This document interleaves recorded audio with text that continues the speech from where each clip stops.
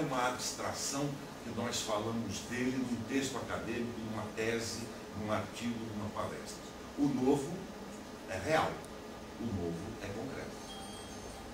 E para mim, tive que já quase aos 60 anos de idade, me reciclar, aprender a trabalhar com as novas mídias, a trabalhar com aquilo que me parecia até bem pouco tempo atrás, não só impossível, mas como duvidoso de que pudesse se tornar possível e duvidoso de que, em sendo possível, pudesse ser, me perdoem a franqueza, que pudesse ser sério.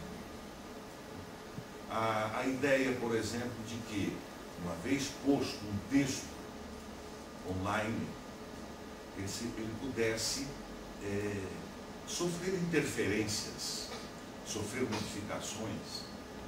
Uma vez posto o texto na rede, né, que validade teria esse texto? Como é que eu faria uma citação de um texto que eu apanhei em uma revista eletrônica?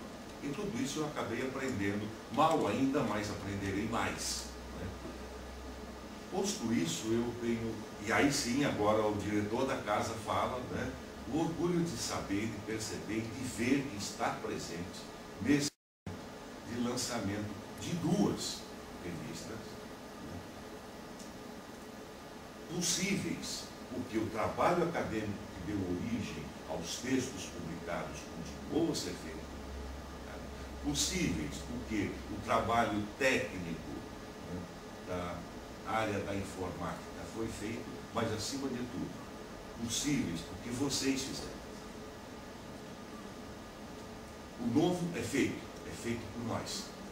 E vocês são esses nós que fizemos isso. Né?